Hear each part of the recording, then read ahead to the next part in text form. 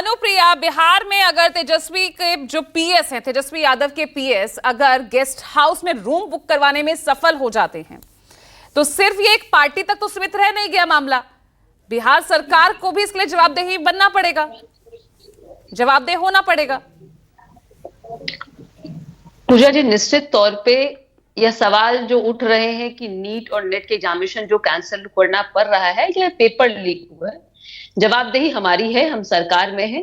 निश्चित तौर पे पेपर बिहार में लीक हुई है, हमें जिम्मेदारी लेनी पड़ेगी और जिम्मेदारी के तहत ही कार्रवाई हो रही है कि बिहार के आर्थिक अपराध शाखा इस पे जांच करे। और जांच में जैसे कंचना यादव भी बौखलाई हुई थी, चिल्ला रही थी, इनका एक टैक्टिस चल रहा है कि इतना जोर से चिल्लाओ, इतना जोर से हल्ला करो कि सच्चाई दब जाए। सच्चाई यह है कंचना जी कि झूठ पे चिल्लाने से झूठ छुपता नहीं है। कि आपके जो पीएस है, कंचना जी आराम से सुन लीजिएगा, मुझे पता है आपको बीच में बोलने की बीमारी है, बट सुन लीजिए कि प्रीतम कुमार जो आपके तेजस्वी यादव, हमने तेजस्वी यादव का नाम नहीं लिया है, हम अभी भी कह रहे हैं कि जांच होगी, अगर वो दोषी होंगे तो उन पे भी कार्रवाई होगी। प्रीतम कुमार जो है, सुन लीजिए यार कंचना जी, इतनी देखो, 24-25 लाख बच्चों के जीवन का सवाल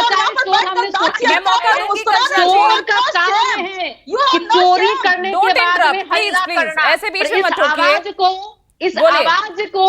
इस आवाज को मजबूती हम होने नहीं देंगे, क्योंकि चोर अगर चोर है उसको पकड़ा जाएगा और आपके डीएनए में। लेकिन बिहार सरकार का ये फेलियर भी है ना, बिहार सरकार का ये फेलियर भी है कि कैसे नीतीश सरकार में रहते हुए ये सब हुआ।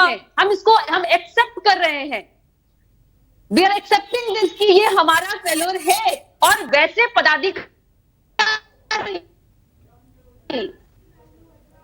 चाहे वो कह रहे हैं, प्रीतम कुमार के जो संबंधी है सिकंदर यदुवेंद्र, उनके लिए इन्होंने गेस्ट हाउस बुक किया। और ये मुझसे पूछ रही है कि बताइए वो रजिस्टर कहां है, किसके तहत हुआ है। वो कॉल रिकॉर्डिंग आपके पास में है जिसमें दिखाया जा रहा है कि उसमें इसने मेंशन किया है कि मंत्री जी के आग्रह पे ये रूम बुक हुआ है। और जो विद्यार्थी अभिनव अनुराग यादव पकड़ा गया, वो कौन है कंचना जी? वो कौन है? वही जो आपके सिकंदर है ना, जिनको सिकंदर आपने बना के रखा, उनका रिकॉर्ड में थोड़ा मेंशन तो मंत्री जी भी हुआ है। तब अब ये मंत्री जी कौन है?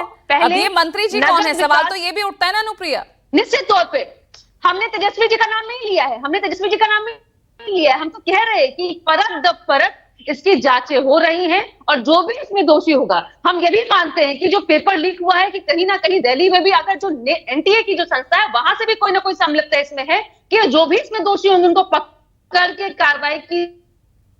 ठीक है राधिका खेड़ा, लेकिन देखिए मूलतः सवाल तो यही है ना कि आखिर पेपर लीक के मामलों की जो ये आग है ये बुझेगी कब? हम लगातार ये मामले सामने आते हैं, हम चर्चा करते हैं। यूपी के लिए मैंने आपसे जिक्र भी किया था कि 7 साल 70 मामले, और ये सिर्फ यूपी का हाल नहीं है, अलग अलग राज्यों से ये इस तरह की खबरें आ रही हैं। तो सीधा सीधा ये तो फेलियर एक केंद्र सरकार का हुआ ना।